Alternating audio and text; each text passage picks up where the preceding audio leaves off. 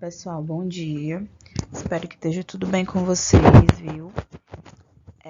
Na aula passada, a gente estudou um pouco sobre os biomas terrestres e fizemos uma breve introduçãozinha sobre os biomas.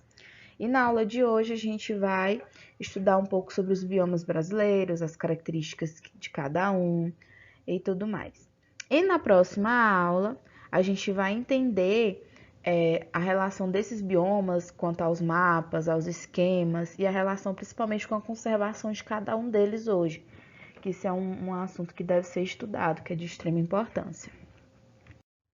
Então, recapitulando o que a gente viu na aula passada, bioma significa vida, biovida, ioma grupo de massa, ou seja, um grupo de massas com vidas, e são grandes ecossistemas terrestres com fisionomia vegetal e características.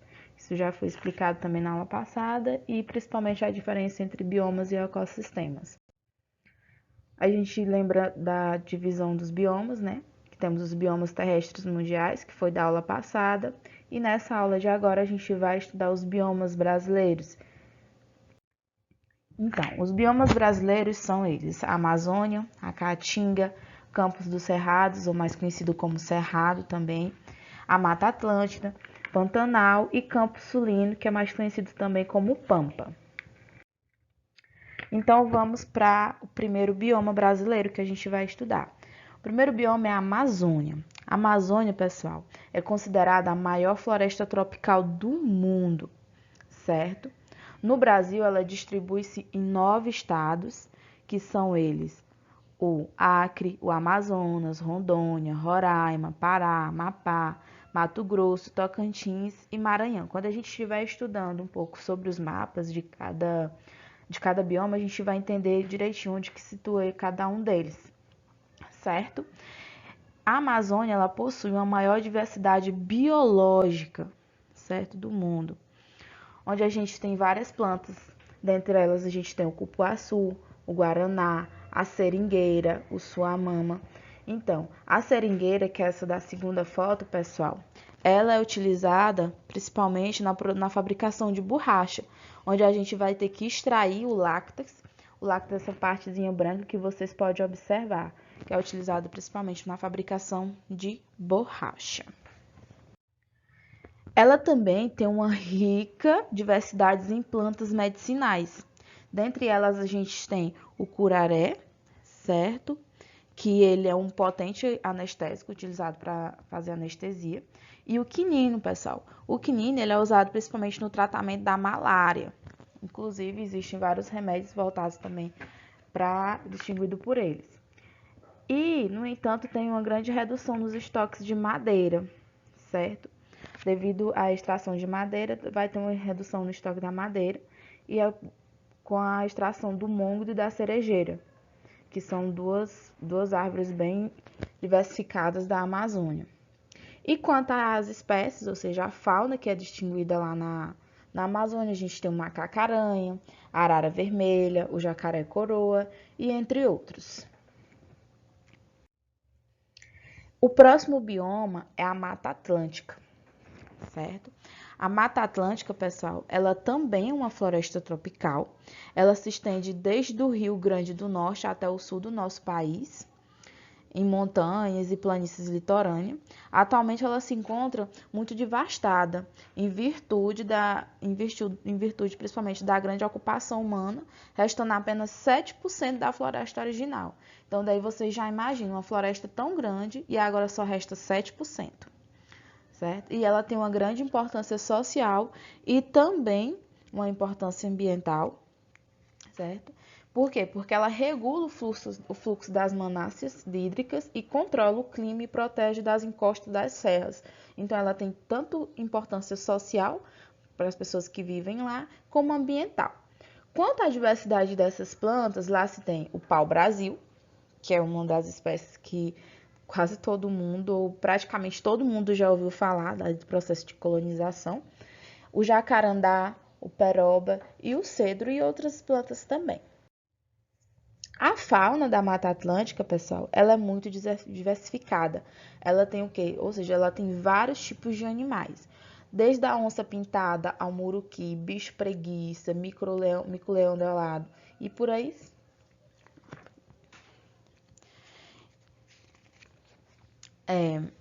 A Mata Atlântica, ela também é chamada também de Mata de Araucárias, certo? Por quê? Porque ela ocorre já no sul do Brasil, certo? E também tá designada dentro da Mata Atlântica, e temos essa Mata de Araucárias. Essa Mata de Araucária ela é caracterizada principalmente pelo pinheiro do Paraná, que é esse da terceira foto que tem aqui no slide. Certo? E esse pinheiro do Paraná, pessoal, ele tem uma grande importância econômica, porque essa espécie ela tem sido intensamente explorada, o que vem provocando drásticas reduções da mata. Hoje corresponde menos de 2% do que foi do que ela era originalmente, certo? O próximo bioma é a Caatinga. A Caatinga, ela corresponde 11% do território brasileiro.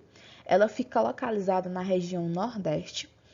Tem origem de língua tupi-guarani, que significa mata branca, certo? Isso porque as folhas, elas têm um aspecto esbranquiçado nos galhos dessas árvores, como vocês podem olhar na segunda foto.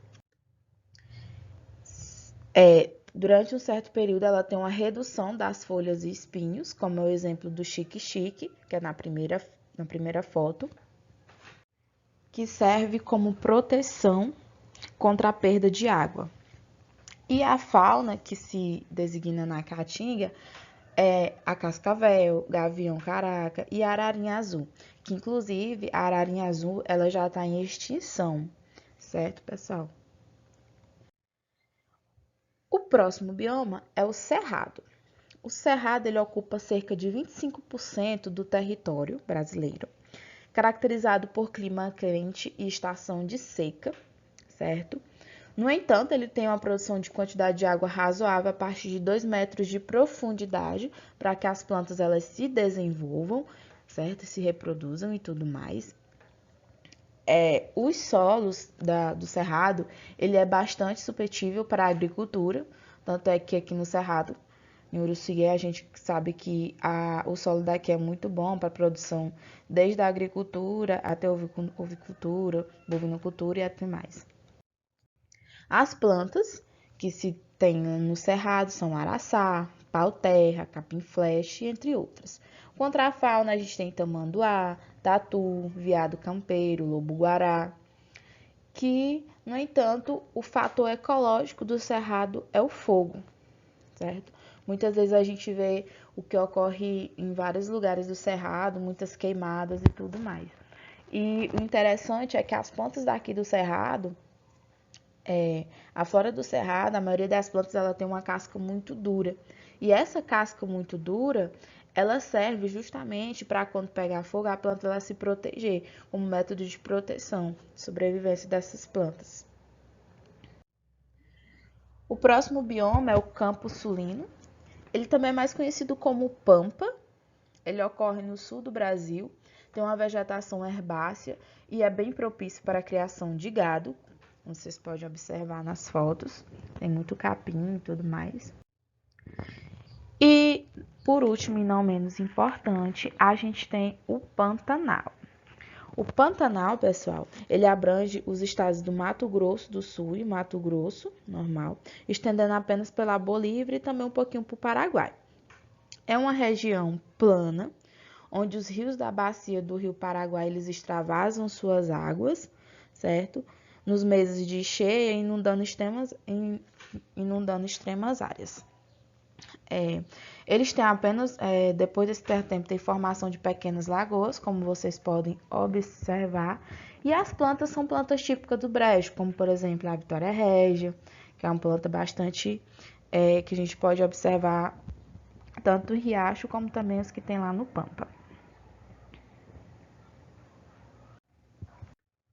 A fauna do Pantanal é uma fauna muito rica, apesar do número de espécies seja inferior aos outros registrados na Amazônia e no Cerrado. Por mais que a Amazônia e o Cerrado tenham um grande número de espécies,